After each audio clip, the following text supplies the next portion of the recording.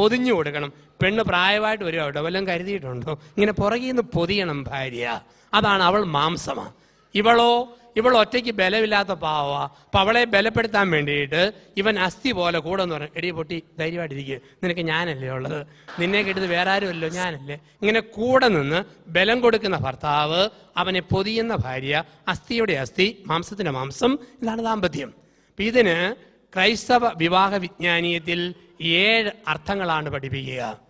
അസ്ഥിയുടെ അസ്ഥി, മാംസത്തിന്. നമുക്കറിയാം, ഇപ്പം കുടുംബ ഭദ്രതാ വർഷമായിട്ട് ആഘോഷിക്കുന്ന അവസരത്തിൽ ക്രൈസ്തവ വിവാഹ വിജ്ഞാനീയത്തിൽ ഈ ഒറ്റ വാക്യത്തിന് 7 അർത്ഥങ്ങളാണ് പഠിപ്പിക്കുക. അസ്ഥിയുടെ അസ്ഥി, മാംസത്തിന്റെ മാംസം. 1, ദമ്പതികൾ പരസ്പരം ആപത്തിൽ ആലംബമായിരിക്കണം എന്നാണ് പറയുക. ദമ്പതികൾ പരസ്പരം ആപത്തിൽ ആലംബമായിരിക്കണം. എന്താണ് ആപത്തിൽ ആലംബം? ഭാര്യയ്ക്ക് ഛർദി, തണ്ടിൽ വേദന, മനം പുരട്ടൽ, ക്ഷീണം. ഇങ്ങനെ കട്ടിലേക്ക് കിടക്കുമ്പം ഭർത്താവ് അവളുടെ അടുക്കലുള്ള കസേലയിൽ ഇരുന്നുകൊണ്ട്, മോളെ ധൈര്യമായിട്ട് പനിച്ചാട്ടെ, നിന്റെ ആപത്തിൽ ആലംബം ഇവിടെ തന്നെ ഇരിപ്പുണ്ട് എന്ന് പറഞ്ഞാൽ മതിയോ?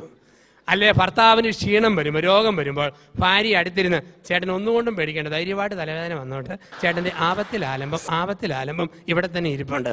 ഇത് വാക്കുകൊണ്ടല്ല, പ്രവൃത്തി കൊണ്ട് കാണിക്കുന്നതാണ് ആപത്തിൽ ആലംബം.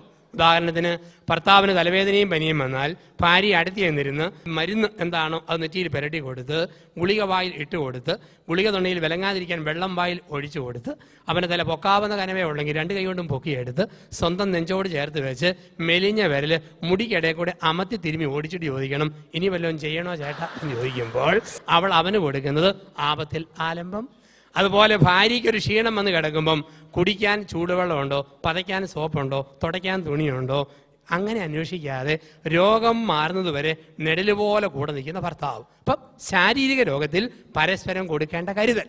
2, ഭർത്താവിന് മനപ്രയാസം വരുമ്പോൾ ഭാര്യ കൂടെ നിന്ന് ഭർത്താവിനെ ധൈര്യപ്പെടുത്തണം.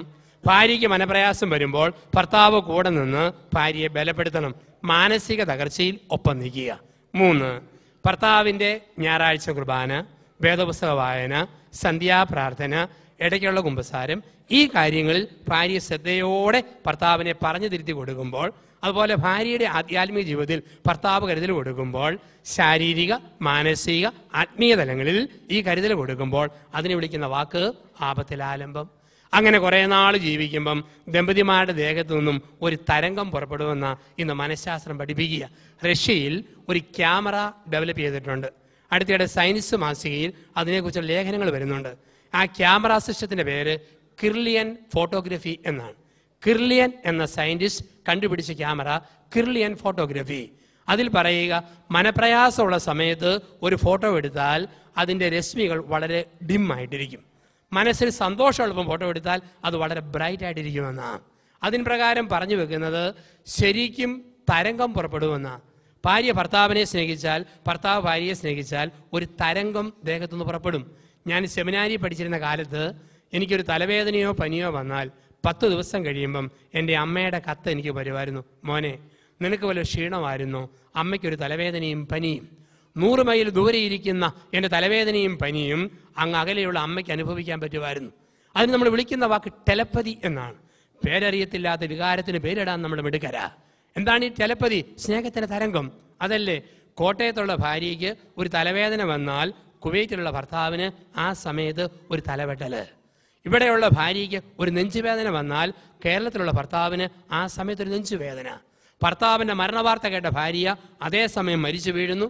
ഭാര്യയുടെ മരണവാർത്ത കേട്ട ഭർത്താവ് ബോധമറ്റ് താഴെ വീഴുന്നു. സ്നേഹത്തിൻ്റെ തരംഗം. ഞാൻ വഴിയെ ഇങ്ങനെ നടന്നു പോകുമ്പോൾ എൻ്റെ കാലിൽ ഒരു മുള്ളു കൊണ്ടു.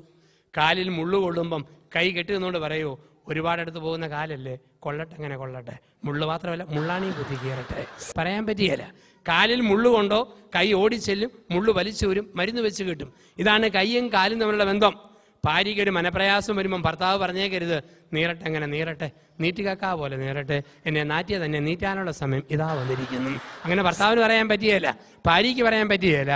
ഭാര്യയുടെ മനസ്സ് നുറുങ്ങിയോ ഭർത്താവിൻ്റെ മനസ്സ് നുറുങ്ങും, ഭർത്താവിൻ്റെ മനസ്സ് നുറുങ്ങിയോ നുറുങ്ങും.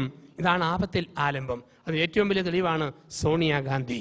രാജീവ് ഗാന്ധി ശ്രീ പെരുമ്പത്തൂരിൽ മനുഷ്യ ബോംബ് സ്ഫോടനത്തിൽ കൊല്ലപ്പെട്ട അതേ സെക്കൻഡിൽ ഡൽഹിയിൽ ജൻപത് റോഡിൽ നിന്ന് സോണിയാഗാന്ധി അന്നത്തെ രാജീവിൻ്റെ സെക്രട്ടറി ജോർജിനോട് ഒരു ചോദ്യം ചോദിച്ചു. ചരിത്രത്തിൽ കോറിയിട്ടിരിക്കുന്ന ചോദ്യം, എൻ്റെ രാജീവിന് എന്തു പറ്റി? അരമണിക്കൂർ കഴിഞ്ഞാണ് ലോക വാർത്താ മാധ്യമങ്ങൾ രാജീവിൻ്റെ വധവാർത്ത ടെലികാസ്റ്റ് ചെയ്തത്. പക്ഷെ സോണിയയ്ക്ക് മനസ്സിലായി രാജീവിനെന്തോ സംഭവിച്ചതുപോലെ. ഇതാണ് സ്നേഹത്തിൻ്റെ തരംഗം എന്ന് പറയുക. ഈ തരംഗത്തിന് വിളിക്കുന്ന വാക്കാണ് ആപത്തിൽ ആലംബമായിരിക്കണം. കുടുംബം ഒരു ദൈവിക പദ്ധതി എന്നുള്ള ധ്യാനചിന്തയിലൂടെ കടന്നു പോകുമ്പോൾ ഓർക്കുക, ദമ്പതികളായവരെ കഴിഞ്ഞകാല ജീവിതത്തിൽ ഭാര്യയ്ക്കൊരു മനപ്രയാസം വന്നപ്പം, ഭർത്താവിന് നൊമ്പരം വന്നപ്പോൾ പരസ്പരം ആപത്തിൽ ആലംബമായിരുന്നോ അതോ മറ്റൊരു വിധത്തിലായിരുന്നോ പ്രതികരണം എങ്കിൽ തിരുത്തുക. 2, ജീവിതത്തിൻ്റെ ആധാരമായിരിക്കണം. എന്താണ് ആധാരം? ഉറപ്പ്. ഈ ലോകത്തിൽ ഒരു പുരുഷന്റെ ഉറപ്പ് ഭാര്യയായിരിക്കണം. ഏത് ഭാര്യ? സ്വന്തം ഭാര്യ. ചില ആണുങ്ങളെ കണ്ടിട്ടുണ്ട്, പൊട്ടി ഭാര്യ, സ്വന്തം ഭാര്യ, ഉഗ്രം ഭാര്യ, അങ്ങേ വീട്ടിലെ ഭാര്യ. ആ ചിന്തയരുത്. ചില പെണ്ണുങ്ങളുണ്ട്, ഓക്കം കെട്ടിയവൻ, സ്വന്തം കെട്ടിയവൻ, ഊറ്റം കെട്ടിയവൻ, അപ്പുറത്തെ കെട്ടിയവൻ. ഈ കാഴ്ചപ്പാടരുതെന്നാണ്. ഒരു ഭർത്താവിൻ്റെ ഉറപ്പ് അവൻ്റെ ഭാര്യ, ഒരു സ്ത്രീയുടെ ഉറപ്പ് അവളുടെ ഭർത്താവ്. എന്തു കുറ്റങ്ങളും കുറവുകളും ഉണ്ടോ ദൈവം തന്നതാ. ഒരിക്കലും സംശയിക്കരുത്. സംശയത്തിന് വിത്ത് വീടരുത്.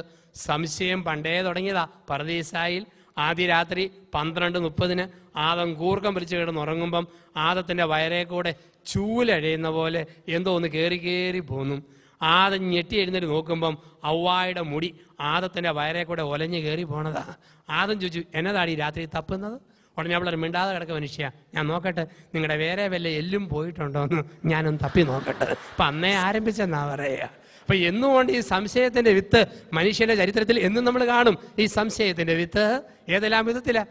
കേരളത്തിൽ കാണിച്ചാൽ ആണുങ്ങൾ പുറത്തു പോയിട്ട് വരുമ്പം പെരയ്ക്കകത്ത് വട്ടം ചുറ്റി നോക്കുക, വല്ല സിഗരറ്റ് കുറ്റി നീറി കിടപ്പുണ്ടോ, വീടിക്കുറ്റി അണഞ്ഞു കിടപ്പുണ്ടോ, ബെഡ്ഷീറ്റ് മടങ്ങിയാണോ ചുരുണ്ടാണോ കിടക്കുന്നത്. ഏതെല്ലാം ടൈപ്പ് ആണുങ്ങളെ കണ്ടിട്ടുണ്ട്. പെണ്ണുങ്ങളുണ്ട് കൂടിയ വർഗം. ഭർത്താവ് വന്ന് ഷർട്ട് ഊരി ഹാങ്കറെ കൊളുത്തിയിട്ടപ്പം അവൾ പെരുവെല്ല് കുത്തി തവളയാട്ടം ചാടി ഷർട്ടെ വലിഞ്ഞു നോക്കുക, വല്ല നീണ്ട മുടിയെങ്ങാനും ഉടക്കി കിടപ്പുണ്ടോ. കറുത്തതാണെങ്കിൽ ബോംബ് സ്ഫോടനം, വെളുത്തതാണെങ്കിൽ സഹിച്ചേക്കാം. ഒരു ദിവസം നോക്കിയപ്പോഴത്തേക്ക് കറുത്ത മുടി, ആഹാ ഏത് പെണ്ണിൻ്റെ പുറകെയാടോ താൻ പോയത്. 2-ാം ദിവസം വെളുത്ത മുടി, കൊള്ളാവല്ലോ, കിളവിമാരെയും വെറുതെ പിടിയാലല്ലേ. 3-ാം ദിവസം നോക്കിയപ്പോൾ ഒരു മുടിയില്ല, അമ്പടാ കള്ള, എന്നെ പറ്റിക്കാവുന്ന കരുതിയല്ലേ. ഏത് കഷണ്ടിക്കാരിയുടെ കൂടെ അടുതാൻ പോയത്. ഇതാണ് ലോകം എന്ന് പറയുക. അപ്പം അവിടുന്ന് ആരംഭിക്കുന്നതാ. അപ്പോൾ ഒരിക്കലും സംശയത്തിൻ്റെ വിത്ത് വീഴരുത്. ഒരിക്കലും ഭർത്താവിനെ സംശയിക്കരുത്, ഭാര്യയെ സംശയിക്കരുത്. ജീവിത പങ്കാളിയെ സംശയിക്കുക എന്ന് പറഞ്ഞാൽ കുടിക്കുന്ന വെള്ളത്തെയും ശ്വസിക്കുന്ന വായുവിനെയും സംശയിക്കുന്നതിനൊക്കെ കഷ്ടമാണ്. അപ്പം ജീവിതത്തിൽ പൂർണ്ണമായ വിശ്വാസം. അപ്പോൾ 1, ആപത്തിൽ ആലംബമായിരിക്കണം. 2, ജീവിതത്തിൻ്റെ ആധാരമായിരിക്കണം. വീണ്ടും ഒരു സ്ത്രീയെ സൃഷ്ടിച്ച് പുരുഷൻ്റെ മുമ്പിൽ നിർത്തിയിട്ട് ദൈവം പറഞ്ഞത് എന്താ? നിനക്ക് ചേർന്ന ഇണയും തക്കതായ തുണയുമാ. പല ആൾക്കാരുടെ ഓർമ്മ കല്യാണം കഴിക്കുന്ന മക്കളുണ്ടാകാനാണെന്ന്. അത് വേദപുസ്തകത്തിൻ്റെ വ്യാഖ്യാന പ്രകാരം ശരിയല്ല. മക്കളുണ്ടാകാം, ഉണ്ടാകാതിരിക്കാം. മക്കൾ ഇല്ലാത്ത അവസ്ഥ, മോശമെന്നുള്ള അവസ്ഥ ബൈബിൾ കാഴ്ചപ്പാടല്ല. വിജാതീയ മതങ്ങളുടെ പശ്ചാത്തലത്തിൽ നിന്ന് കയറി വന്നൊരു ആശയമാണ് ബൈബിളിൽ. ബൈബിളിൻ്റെ അടിസ്ഥാന കാഴ്ചപ്പാട് ദൈവം മക്കളെ തന്നില്ല, തന്നില്ല. ഉണ്ടാകുവായിട്ട് വേണ്ടെന്ന് വെക്കുന്നത് തിന്മയാണ്. പക്ഷെ ഉണ്ടാകുമോ ഇല്ല, ദൈവത്തിൻ്റെ പ്ലാനാ. ദൈവത്തിൻ്റെ പദ്ധതി സഹിത്വമാണ്. വിവാഹം എന്ന് പറഞ്ഞാൽ സുഹൃത്ത് ബന്ധം, സഹിത്വം. അതുകൊണ്ടാണ് പറഞ്ഞത് ആദത്തിന് മക്കളെ ഉണ്ടാക്കാൻ ഹൗവായെ കൊടുത്തു ബൈബിളിൽ പറഞ്ഞിട്ടില്ല. ബൈബിളിൽ പറഞ്ഞത് അവന് ചേർന്ന ഇണ, തക്കതായ തുണ. കുറേ നാളുകൾക്ക് മുമ്പ് കൊടമാളൂരിൽ 72 വയസ്സുള്ള അച്ചായൻ പെണ്ണ് കെട്ടി. നവവധുവിൻ്റെ പ്രായം 64. ഞാനും ഒന്ന് കാണാൻ ചെന്നു, എങ്ങനെയുണ്ട് ഈ കല്യാണമെന്ന്. നവവധുവിന് ഒരു കുഴപ്പമുള്ളൂ, മുൻനിരയിൽ 3-4 പല്ലില്ല.